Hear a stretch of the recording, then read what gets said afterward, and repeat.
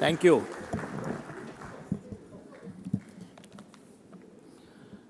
Good evening, ladies and gentlemen. Indian hospitality, bright spots and challenges. It's a pleasure to be here today at the HICSA 2012. And I understand each year is getting bigger and bigger and better. Let me begin by being my hospitable best and say that I'm well aware that we are at a crawling distance from the happy hour. So I promise not to talk too much and let you go out and enjoy your drinks. And I'll promise you I'll finish ahead of time. At the end of the day, I recognize I'm talking to the people whose job is to ensure customer delight. If I take it upon myself to please the audience, then obviously the choice is between another evening speech versus a nice drink. There's no brainer. It's no brainer. The hospitality sector is real hard work. It's not a 9-to-5 job. It is a 24-hour day, 7 days a week and 365 days of the year. I'm not a hotelier, so I shall refrain from doling out any advice to all of you on how guests should be treated. However, my work does entail significant travel, both domestic and international. So I spend many nights during the year in hotels. Without being biased, I have to say that the services amongst the top-rung Indian hotels is indeed world-class and best of class. Being in the housing finance business, I have dealt with all kinds of customers throughout my professional life, and I know there is nothing more important than a satisfied customer in a service-oriented industry. Customers today are fickle. Customers today are unpredictable. Customers today are hugely demanding, and customers today are increasingly disloyal. There are no limits as to what extent one needs to go to acquire and retain customers, however difficult, however unreasonable they are. But at the end of the day, it is customers who drive your business. So you have to tolerate them, you have to accept them the way they are, even though they may be unreasonable. If they're not happy, they will simply walk away. It is certainly not an easy task to keep raising the bar of customer service. Despite all the odds against which the Indian hotel industry has to work with, I strongly believe the industry will emerge stronger and will continue to thrive. What I would like to do this evening is to present a broader perspective on the macro picture in India. This is important because the hospitality industry is closely linked with the macro environment. The hotel industry is extremely sensitive to economic cycles. Post the global economic crisis, which is now running in its 4th consecutive year, it is important to understand new emerging economic trends and how it impacts various sectors and sections of industry. If you look at India's GDP numbers and GDP components today, services account for the single largest chunk. 60% of our GDP comes from the service sector. 36% of total employment comes from the service sector. And 50% of FDI, foreign direct investment, also comes from the service sector. So services as a component of GDP is increasing. Today it is 60%, and 50% of FDI comes into this sector, where hospitality and hotels is a very large part of the service sector. Evidently, the service sector is a driver of growth in India. And yet, given the present state of the Indian economy, one cannot resist asking, what happened to Incredible India? What has happened to Incredible India during the last few months?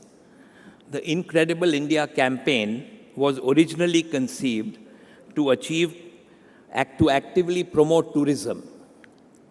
But the euphoria of the Indian economy at the time was so intense that the baseline, incredible India at 60, was used to depict India as a fast and progressive nation, playing catch-up with the developed world. With the onslaught, unfortunately, with the onslaught of global crisis, the euphoria subsided. India's GDP growth rate slowed down. But still, we achieved an 8.4% GDP growth for 2 successive years, 2010 and 2011. So the Indian economy did not lose too much steam until then. The real worry has arisen in this financial year, where India's GDP started falling, and we may end up somewhere between 6.8, 6.9% this year. The overall GDP growth is not worrying. All major economies, including all the BRICS countries, have seen a sizable slowdown. China's GDP is falling rapidly. It's below the 9% mark. Official estimates are that it will come down to 7.5% for 2012. Russia's GDP is projected to drop to 3.3%, and Brazil's GDP is flat at 3%. What is of grave concern is the stalled reform process in our country. The emergence of a series of scandals, emergence of series of corruption cases and scandals that have tainted our image, and the lack of investor-friendly policies. Does India not need foreign investment to meet its huge requirements? You have seen that the current 5-year plan, we require $1 trillion only for infrastructure, and 50% of that has to come from private sector. With this image, with brand India being impacted, how are we going to raise this kind of money? How are we going to see growth in infrastructure? Would foreign investors still choose to invest in India if discretionary powers on taxation-related issues are so wide that it gives rise to huge uncertainties? Constantly wavering tax regimes and even settled claims can be unearthed at the whims of the authorities. What one hears is that there is nothing like black and white in India. Everything is gray. So everything depends on the whims and fancies of the tax authorities. What investors, both Indian and domestic investors, what we need today is something black or white, so you know where you stand. You don't have to take refuge under the court to find out where you stand, and that too after many years. Something has severely gone wrong, and while certain political fractions continue to live with a blinkered vision of resisting foreign investment, the fact is that the domestic demand in the country is so huge that investment requirements cannot be met internally. For all the food and beverages experts here today, I came across an interesting analogy of the present state of the Indian economy. And I quote, "India is now being seen by the investment community as a souffle on steroids that is collapsing under the weight of internal political contradictions. Economic reforms are just like a hot souffle. If you don't get the timing right, things just collapse." That's what's happening today. So what does today's economic environment mean to the travel and tourism industry, which contributes 7% of GDP and provides employment to over 53 million people, which is about 9% of India's total workforce? Clearly, the travel and tourism industry needs strong support if India has to continue to bank on services sectors for growth. As we think of future trends and future potential, we also need to stop being armchair critics, bemoaning the present state of affairs. Instead, we must imbibe a more positive approach, a more visionary attitude for the future. The late Professor C.K. Prahlad had pioneered the concept, India at the age of 75. This is supposed to be the vision for India in 2022.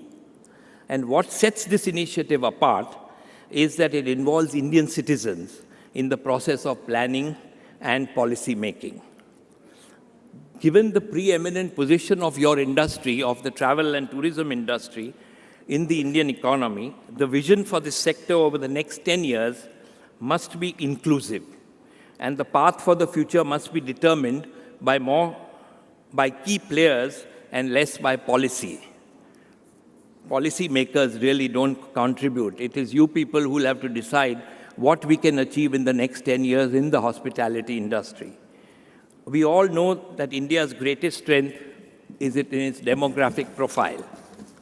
With 60% of our population under the age of 30, creation of sufficient jobs is going to be challenging. Over the next decade, it is estimated that we will have to add 120 million jobs to its working population.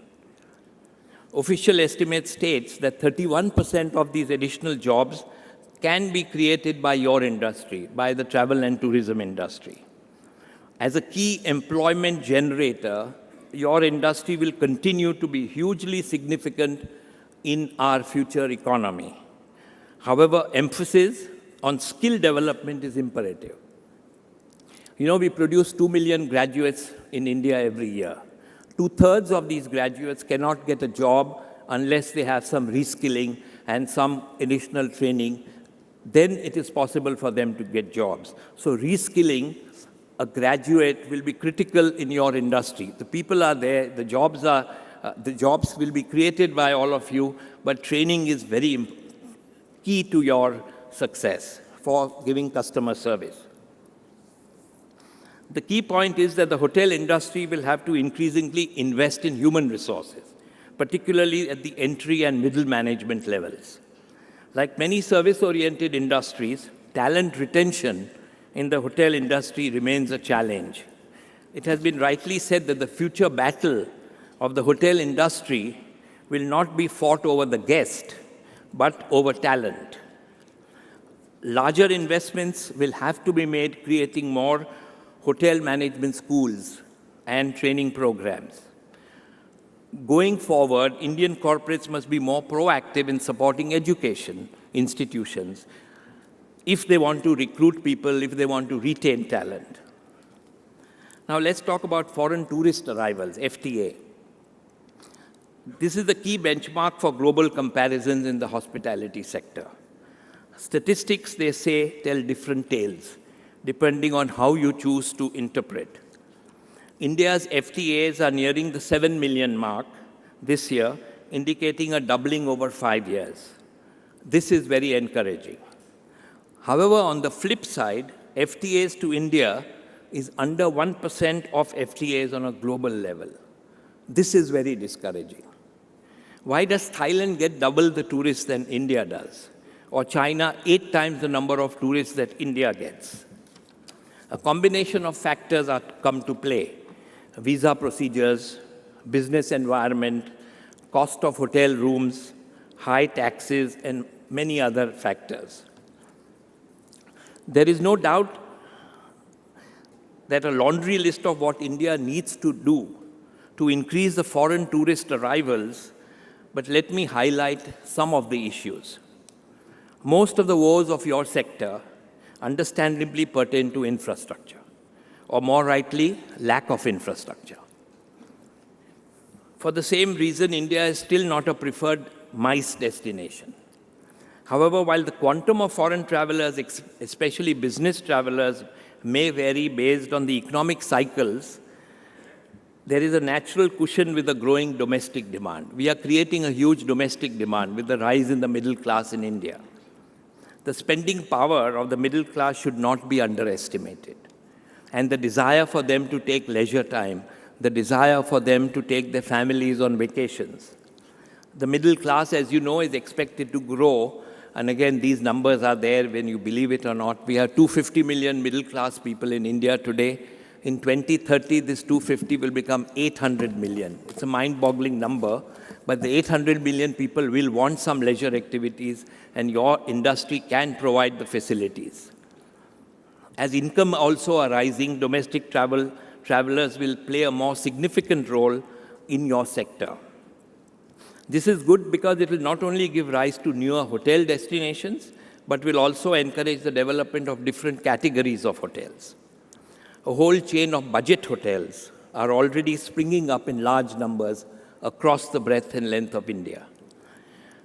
It is ironic, but perhaps a typical Indian trait, that Indian travelers are now the 6th biggest spenders when traveling abroad, but remain highly price conscious when they travel within India. It is also important to recognize that India is inherently an attractive tourist destination, but somehow we don't seem to have the knack of packaging, marketing, and adequately showcasing our case. For the hotel industry, identifying the right location and availability of land are the two foremost hurdles to overcome. It's location, location, location, and land, land, land, cost of land. Land acquisition in India is a nightmare.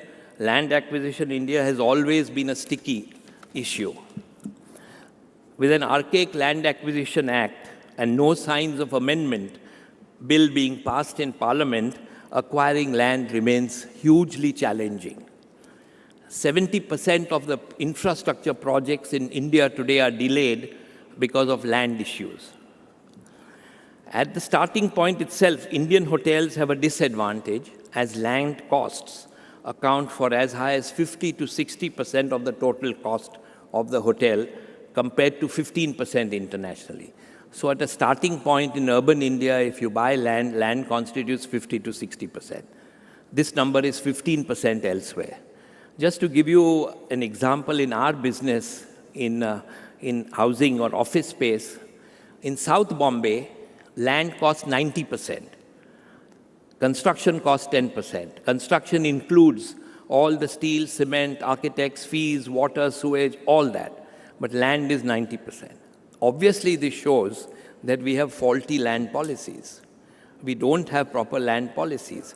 And part of this is a result of vested interest of our politicians, not allowing more land to be brought into circulation and keeping land as a scarce material. A long-standing demand from your industry is to grant it an infrastructure status. I'm not too convinced this alone will help the industry. First, there is need to harmonize the definition of infrastructure. Every year, the list gets longer. Each institution has different, there are some 18 definitions of infrastructure. What is included, what is excluded. And each institution and each regulatory body has a different definition. Your industry should, in fact, start pitching to the authorities to include travel to the moon under infrastructure as well. Space travel for leisure may not take off within my lifetime, but it's certainly not inconceivable in the near future. Plus, since changes to regulations takes inordinately long time these days, I just thought I'd give you a heads up here. Anyway, on a more serious note, I do agree that given the long gestation period and the high capital expenditure incurred in developing new hotels, investment-based deduction should not be restricted only to companies that own and operate their own hotels. But one should also be extended to cases where hotels are put up by developers and are given on management contract for other hotel operators to run. This is, again, an anomaly of Indian taxation. If you own the hotel, you get deductions. If you own the hotel and give it to someone for management, you don't get the normal deductions that you would get. The other critical issue is the need for access to long-term funds. I have always maintained that our external commercial borrowing, ECB guidelines, are extremely stifling and increasingly complex since each sector has different limits and different conditions. It makes sense to raise ECB for hotel industry because you guys, you have automatic hedging stream. You have people who pay you in foreign currency, so you must be legitimately allowed to borrow from overseas. If you borrow from overseas and you have a foreign exchange income, you cannot even hedge, you need not hedge your loans. And the cost of borrowing abroad is far, far more economical than it will ever be in India. In these circumstances, I would certainly endorse the need to increase the current ECB limits for hotels. Another important issue pertains to the need for a single window clearance. I've always strongly endorsed this for residential projects, but no one is listening. You need 57 approvals for a housing project in Mumbai, 57, which I always believed was preposterous. I'm now told that setting up a hotel requires 80 approvals or licenses. This straightaway leads to higher cost and time delays. Despite all these drawbacks, China and India are the world's fastest growing nations and have seen number of new hotel openings across the globe continue to be in these two countries. With the often quoted Shanghai has more hotel rooms than entire India, we are nowhere reaching capacity. Yes, certain hotels may not work out because locational disadvantages, but this should not be interpreted as being a case of oversupply. We need more hotels. Maybe in certain cities there are a little oversupply, but this will get squared up. What is the clearest sign that India still has a lot going for it, that every major global hospitality player wants a piece, wants a pie of the Indian business? This translates into an expected investment of 12 billion over the next couple of years. If India can get its act in order or its house in order, one can only imagine how incredible India can be. This is up to us to get it right. This is a little support from our politicians. We can get it right. We have the vision, we have the passion, we have the commitment. But we need a little bit of support from the rulers that are ruling us today.